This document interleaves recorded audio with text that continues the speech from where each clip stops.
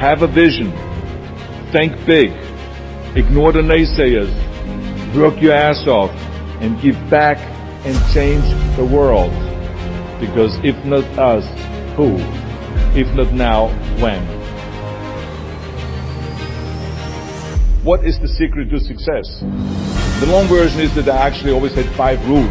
And everything that I did, I always used those 5 rules. And those 5 rules helped me to become successful in various different areas. And I believe that those rules can be applied to almost anyone and everyone. You don't need to be a bodybuilding champion. You don't need to want to be a governor of California or to be an action hero or anything like that.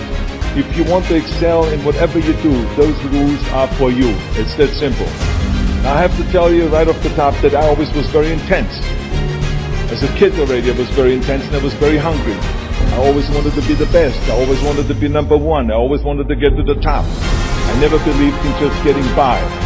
Now, I have nothing against people that just want to get by, because I think there are many roads to happiness, but I think that we all here like to be successful and we are driven. So that's why those rules apply to you. So my first rule is find your vision and follow it. You see, I think it's the most important thing that we have a very clear vision of where we go. A goal, where do we go? Because you can have the best ship in the world. You can have the best cruise liner, but if the captain does not know where to go, that ship will drift around the world and out there at sea and will never end up anywhere. And this is exactly the way it is in real life. If you don't have a goal, if you don't have a vision, you just drift around. You're not going to be happy. This is why it is so important to have that vision. Now, I created that vision in Austria because I grew up after the Second World War. Austria, right along with Germany, lost the Second World War, thank God. And the problem was that everyone was so depressed because they lost the war that there was alcoholism everywhere. There was, of course, depression. There was a terrible economic situation. There was famine. There was starvation and all those things. And also it was kind of a little place and narrow. I felt I wanted to get out of there. I wanted to escape. And I couldn't see myself really to work there and to stay there, to work in a factory, or to work on a farm, or to even to follow my father's footsteps and to become a police officer. I couldn't see that either. As a matter of fact, that's what my parents wanted me to do. They wanted me to become a police officer and to marry a girl by the name of Heidi and to have a bunch of children and to run around like the Von Trapp family in The Sound of Music. But that's not what I saw. This was the vision of my parents, but not mine. And luckily, one day in school, I watched a documentary about America. And I found myself. I knew exactly that is where I wanted to end up. I wanted to be in America. Everything that I saw in the documentary I just loved. Everything was so big. I remember the tall skyscrapers, the monstrous bridges, the giant freeways filled with beautiful cars, the huge jetliners, movie stars, Muscle Beach, and all those things. I could not wait to get there. The question was just, how do I get there? How do I get to America? I mean, it was not a common thing to do way back in the 50s. No one had the money to travel or anything. But one day, I was fortunate enough to see a magazine. And that magazine showed me the path to America. And it was a bodybuilding magazine. And on the cover was this very muscular guy that was standing there like Hercules with a Hercules outfit. His name was Reg Park. This Reg Park was on that cover, and I remember the cover said, Mr. Universe becomes Hercules star. I read the article as fast as I could, learning about how he grew up in Leeds in England, poor, and how he trained 5 hours a day, every single day, and trained and trained and trained and lifted weights, and then he finally became Mr. Great Britain. And then he became Mr. Universe. Then he won a second Mr. Universe title and a third Mr. Universe title, and then all of a sudden he landed in Rome in Cinecittà doing Hercules movies. And there he made millions of dollars, and this money he took and bought himself a gymnasium chain in South Africa, and he became a successful gymnasium owner. And as I read, I became more and more certain about my own future. As I read this story, I was so excited, so interested. I knew exactly that I wanted to become another Reg Park. I know he laid out the blueprint for my life, basically. I could see myself, I could visualize myself clearly to be a champion on that same stage where he won the Mr. Universe. And then to move to America, then get into movies, then become rich and famous. I had that vision very clearly laid out. I was so happy that I knew exactly where I was going. From that moment on, everything that I did, no matter how hard I had to work or how much I had to struggle, it didn't matter. It was a wonderful joyride because I knew what the purpose was and I found my passion. The simple truth is, if you don't have a vision, if you don't have a goal, if you don't see your future laid out in front of you, you're just floating around without a purpose. And I think that the numbers speak for themselves. This is why so many people around the world are unhappy with their jobs. I mean, in America, 74% of the people hate their job and would like to change jobs. So think about that. That means that only a quarter of the Americans love their life's work. I mean, that is a very depressing statistic. I always smiled when I worked, no matter how hard I worked. I always had a great time, no matter what I did. It didn't matter if it was in bodybuilding, or if it was in the movies, or if it was as governor. I remember in the pumping iron days, people asked me in the gym all the time, why are you smiling all the time? Why are you so happy? You have to lift 50 tons of weights. You have to train 5 hours a day. I mean, I look at the other bodybuilders' faces and lifters' faces, and they look kind of depressing. They look sour. They're miserable that they have to lift weights. You don't look miserable, you look happy. And I tell them always, I say, I smile because I know exactly that every rep that I do, that every step that I do, every weight that I lift, I get one step closer to turning that vision of mine into reality and becoming that Mr. Universe. I could not wait to lift another 500 pounds in the squats. I could not wait to do another 1,000 sit-ups. I could not wait to do bench press, more curls until I couldn't move my arms anymore. Because I knew that every rep got me closer to standing on that stage as a champion. As a matter of fact, when I lifted weights, I didn't really feel like I was lifting weights. I felt like I was lifting a trophy over my head each time I lifted.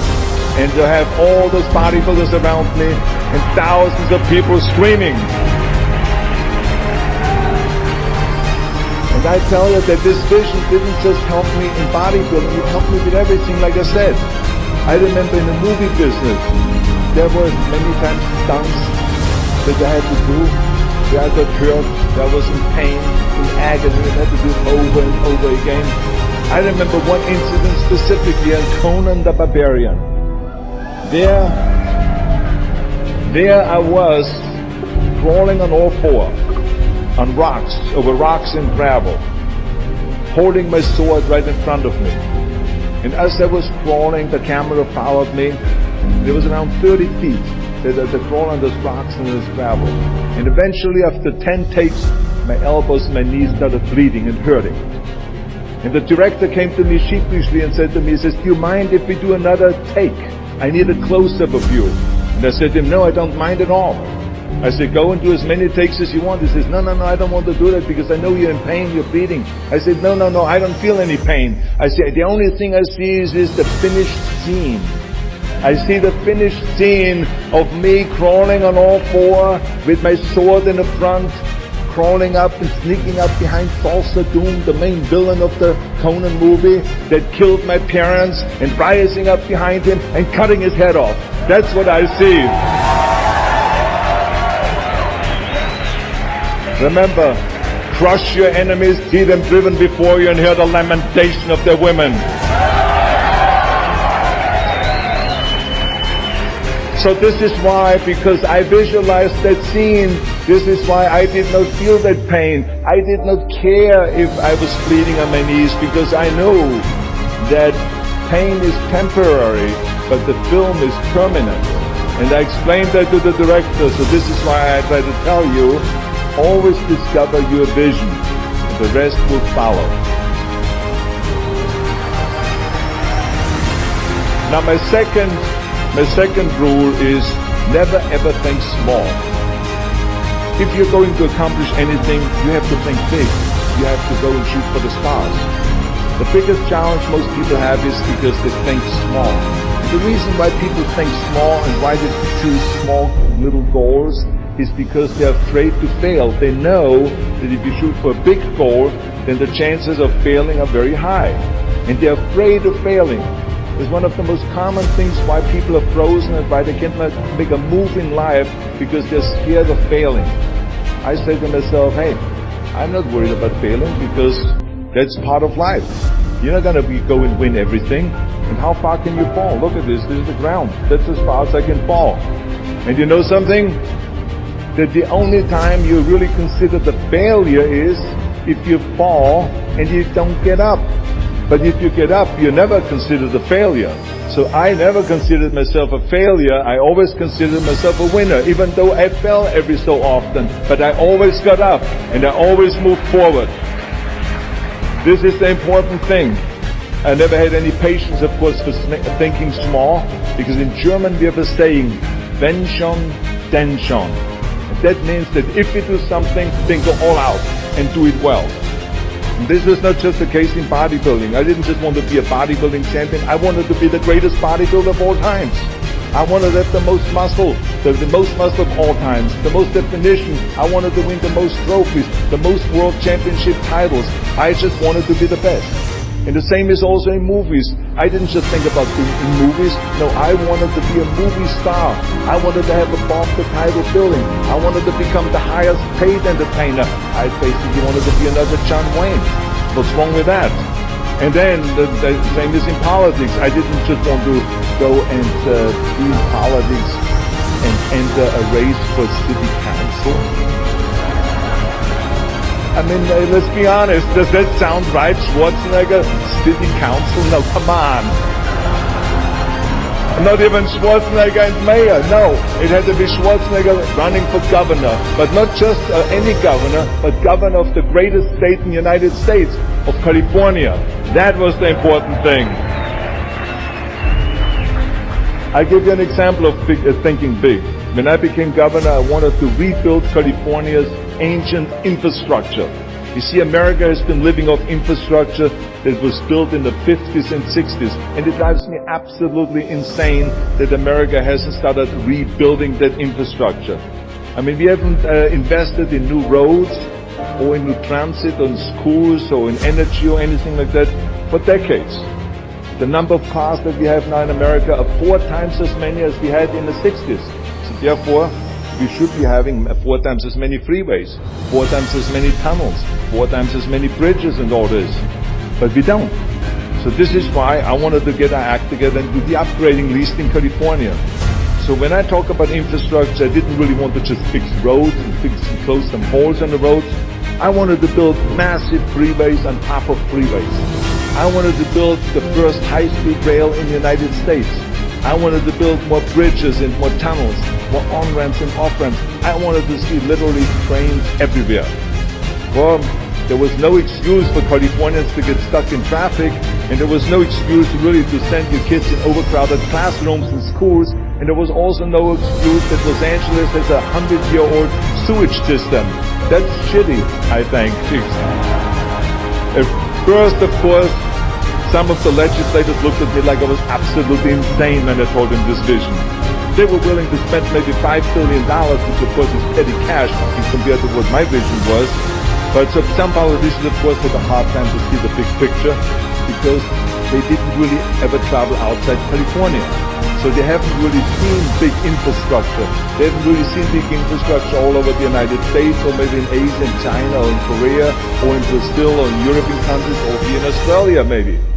So they haven't seen that. And then, of course, there are other politicians that simply don't have a vision of the future past the next election, which is a common problem politicians have all over the world. So it was my job as governor to motivate them and to take them and to see the traffic jams in Los Angeles and to see the overcrowded classrooms and to see all the problems that we have. That I kept pushing and pushing, and I pumped them up enough that eventually they saw the big picture. And eventually Democrats and Republicans came together and we invested $60 billion to rebuild California's infrastructure, the biggest investment of our state in 50 years. So that's what we did because we had a big vision and everyone bought in on this big vision. So remember, never think small, think big. A third rule is ignore the naysayers. I think it is natural that when you have a big vision and big dreams and you have big goals, that people are going to say around you, I don't think it can be done. I think it's impossible. Or no. I tell you, I heard this all the time, but I want to tell you, don't ever let them stop you from dreaming and from shooting for the big goal. Because eliminate just simply those words, no, impossible, and it can't be done. I mean, in each one of my careers, when someone said it's impossible, I heard it's possible. When someone said it can't be done, I heard it can be done. And when someone said no, then I heard loud and clear, yes. So this is what I believe in. I am a big believer of what Nelson Mandela said. He said it always seems to be impossible until someone does it. And that's exactly what it is. And I wanted to be that one that does it. I wanted to break the new record. I wanted to do something that no one else has ever done. So I think that's what you need to do. Don't ever be worried about that someone hasn't done it. Just think about how many times my career would have stopped. My career would have ended if I would have listened to the naysayers. I mean, it started right away when I was 15 years old and I became a bodybuilder.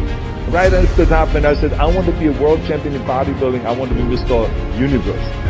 They immediately said, are you crazy? You're in Austria. In Austria, you can become a ski champion or a bicycle champion or something like that, but bodybuilding is an American sport. Forget about it. It's nuts. Then when I wanted to move to America, they said again, it's impossible.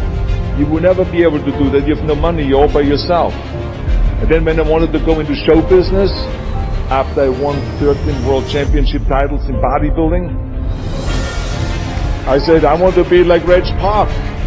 I want to be a Hercules. I want to get into movies.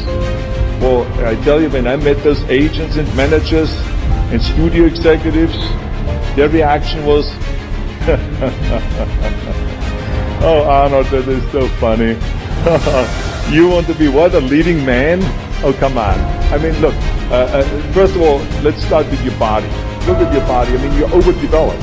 You're gigantic. You're like a monster. Are you kidding me? You know what the new thing, the new trend is? It's little guys like Dustin Hoffman, Al Pacino, Woody Allen. Those are the new sex symbols. Don't you get it? And then your accent, oh, it gives me the chills just listening to your German bullshit. Come on now. I mean, oh God, I mean, it's like, it's scary when you talk. It's unbelievable. I mean, have you ever, Arnold, I mean, this serious, have you ever seen an international movie star with a German accent? It doesn't happen. Forget about that. And then your name, what is it, Schwarzenegger or something like that?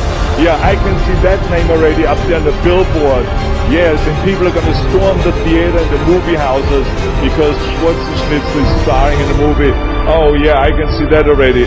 So that's what they said. They said to me, they says, look, forget about it. You're a nice guy. I mean, you're a bodybuilding champion. Why don't you open a gymnasium or a health food store or something like that? We can help you with that, and then we get you on the side some little parts, like maybe playing a bouncer. I mean, with your body, perfect. Or maybe a wrestler. Oh, I have a good idea with your accent, a Nazi officer. Now that's really great for you. I call my buddies over at Hogan's Heroes. I mean, they would probably use someone like you. So that's what they said. Imagine that. Everywhere I turned, they said, no, it won't happen, it's not going to happen, and forget about it. Luckily, I did not listen. I did not listen because I knew if I worked hard enough, and I worked as hard as I did in bodybuilding, 5-6 hours a day, that I will make it, that I could prove them wrong. And I started working very hard. I started taking acting classes, English classes, speech classes, dialogue classes, even accent removal classes. I ran around all day saying lines like, a fine wine grows on a vine. Because you see, we Austrians and Germans have a difficult time with the V and with the W and with the F. We get it all mixed up. So it was a fine wine grows on a vine. Or the sink is made out of zinc. And all those kind of lines. I said, oh, and you know something? All of a sudden, I got a little break. In the early 70s, I remember, all of a sudden, I got a TV show. A little part. Then another little part. And then all of a sudden, I got a phone call from Lucille Ball. to be in her special happy anniversary and goodbye, which was with Art Carney, I had the 6-minute scene as an Italian masseur. Now most people don't know the difference between an Italian accent and the German accent, so I got away with my German accent. But I played this Italian masseur and I was so delighted. And then right after that I got a guest starring role in Streets of San Francisco with Michael Douglas and Carl Malden. And then Pumping On and Stay Hungry. And then of course I landed the big role of Conan the Barbarian. So finally I got the big break. And you know what was so interesting about it was that as soon as we were finished with the Conan movie, we were out there on a promotion tour, and the director said at the press conference, the director is John Milius, he said, if we wouldn't have had Schwarzenegger with those muscles, we would have had to build one. So think about that. Before it was this huge obstacle to have this body, and all of a sudden the director says, if we wouldn't have had Schwarzenegger with his body, we would have had to build one. Now what a turnaround. And then when I did Terminator, James Cameron said, which was really great, he said the I'll be back line became one of the most famous movie lines in history because of Arnold's crazy accent, because he sounded like a machine when he talked.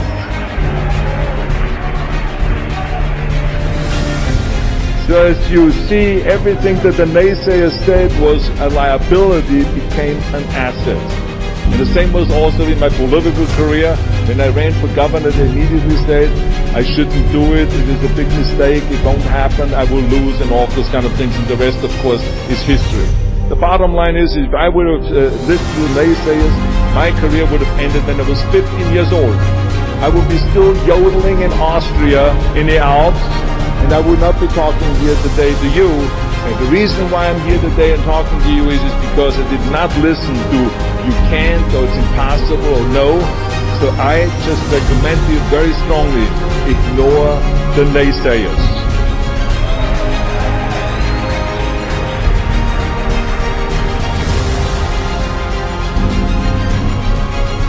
The fourth rule is, work your ass off. Nobody ever stumbled upon success by accident, except maybe the guy who found gold in California.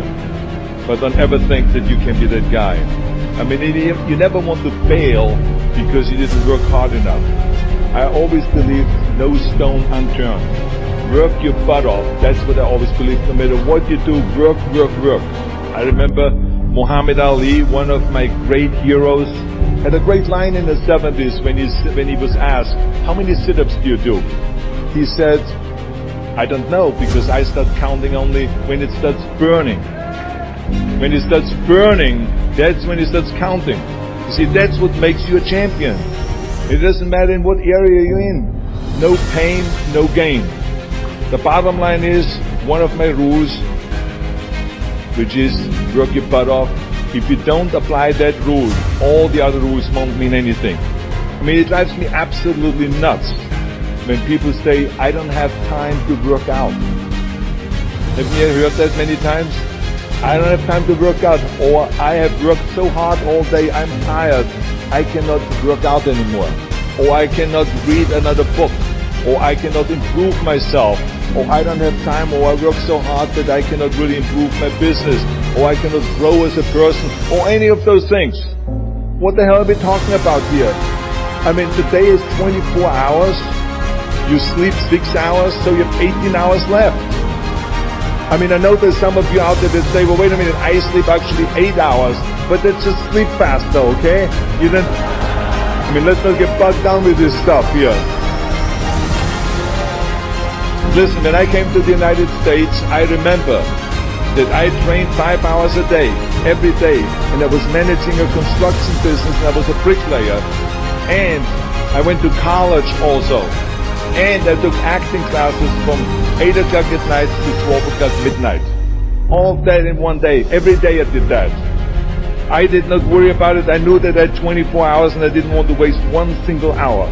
Because I believe what Ted Turner said, who's one of the great entrepreneurs who started CNN and so on, he said, early to bed, early to rise.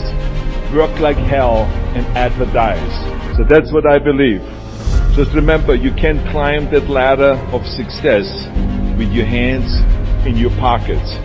You must work your ass off. It's that simple. And my fifth and last rule is, don't just take. Give something back. Leave your mark on the world. I believe that we all have an obligation to do something for our community, something for our state, something for our country. We must serve a cause that is greater than ourselves. Because we all know that in the end we will be judged not by how much we made, but by how much we give. Ever since America greeted me with open arms, I've had this sense of responsibility and I felt obligated to give something back to America. Because I know that everything that I have accomplished is because of America. If it's my bodybuilding career, if it is my show business career, my political career, the money that I've made, my great family that I have, all of this is because of America. But I have to recognize the fact that America did not become the land of opportunity in this great country by itself. No, in history, people worked tirelessly in America. People fought and people died to make it the land of freedom and opportunity and the land of liberty. So now it is our responsibility, if we want to keep it the #1 country in the world, to work for that and to give something back to that country. And it doesn't matter if you're in America, or if you're in Australia, or if you're in China, or if you're in Japan, or in Italy. It is the same thing. You all have to give something back to your country, no matter where you're from. Now, I love the words of my father-in-law, Sergeant Schreiber, who started the Peace Corps, the Job Corps, legal aid to the poor during the Kennedy and during the Johnson administration. He was the #1 public servant, and he always inspired me to become a public servant. He was one of my heroes. He said at Yale University at a commencement speech, he said to the students, tear down that mirror. Tear down that mirror that makes you always look at yourself. And you will be able to look beyond that mirror, and you will see the millions and millions of people that need your help. And I saw those millions and millions of people. And this is why I tried to take every opportunity that I could to give something back. I started training Special Olympians, people that were intellectually handicapped, to help them with weightlifting and powerlifting. I became the international powerlifting coach and the torchbearer for Special Olympics. Then later on, I joined the Simon Wiesenthal Center to fight prejudice, so we don't have the things happening again as we had during the Second World War, during the Nazi Reich. And I joined also the President's Council on Fitness. I became the German under President Bush from 1990 to 1993. To be the chairman and to promote health and fitness in all 50 states. I traveled all 50 states. I started after-school programs for the most vulnerable children, for inner-city children, to make them be able to say no to drugs, no to gangs, and no to violence, and to say yes to education and yes to life. And every single time I reached out and I gave something back, I felt fantastic. Nothing made me happier. I would rather play chess with an 8-year-old kid in an after-school program, or play golf, a round of golf with a Special Olympian, than go down another red carpet of a movie premiere. And I have nothing against movies, but to give something back to me is more important than just to think about myself. Eventually, the joy of giving back was so great that I decided to become a public servant full-time and to turn my back, actually walk away from my career as an actor. After I finished promoting Terminator 3, I jumped into the race, into the governor's race in California, and I ran for governor. And even though my friends advised me not to do that, they said, are you crazy, Arnold? Don't you understand that you would lose now this $20-30 million a movie that you're getting paid? And they will only pay you $178,000 as governor a year? Well, I didn't care, because I knew that all the money that I've made and to be in that position in the first place to make this money is because of America. It was time to give something back. So I became governor, and I didn't even take the $178,000. I gave it back to the taxpayers because it was petty cash. It's the last thing I needed. And I can tell you that those 7 years were the most exciting and the most rewarding and the most gratifying years of my life. To work all day long, to solve problems and to serve the people was absolutely heaven. It was the best job I've ever had. But I also knew that eventually it's going to come to an end. And after 2 terms, it did come to an end.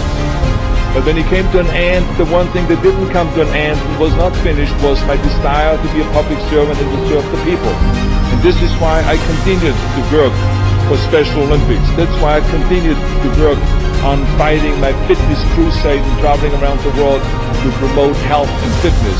And this is why I continue to support after-school programs, and we even started the Schwarzenegger Institute at the University of Southern California to continue to inspire students and leaders around the world to find solutions to complicated issues and to give back and to make the world a better place.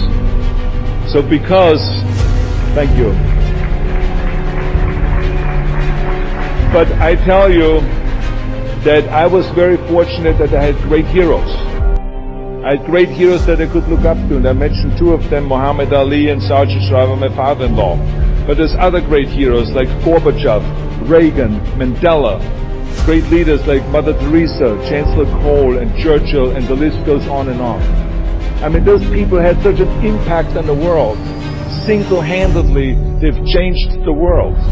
I mean, if you think about just Gorbachev, I mean, this man, every time I meet him, I'm in awe. I mean, he grew up under communism, and he rose from the bottom of the ranks straight up to the top. He became president of the Soviet Union, one of the most powerful people in the world. And he was the leader of the Communist Party. And when he was in a top position, he realized that the system was broken.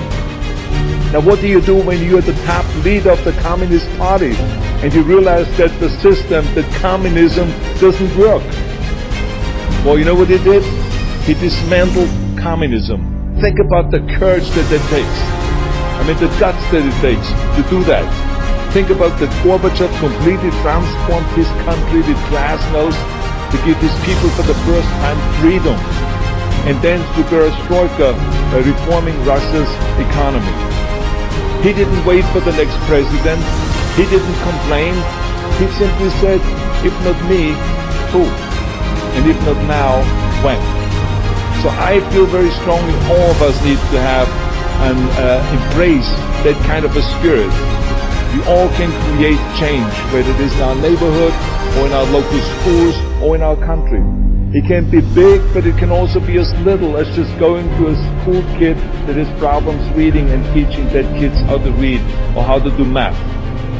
We don't have to just work on me. We should also work on we.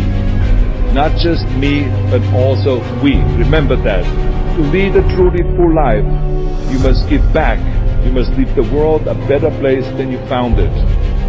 Because the bottom line is, it is up to us. I mean, those rules that I've given you are important rules, but giving back is one of the most important rules. I guarantee you that if you follow all of those rules, you will have many victories to celebrate. You will leave, your work, and you will have extraordinary kind of a record, and you will leave a legacy behind that you can be proud of. So I want you to remember those rules. Have a vision. Think big. Ignore the naysayers. Work your ass off and give back and change the world. Because if not us, who? If not now, when?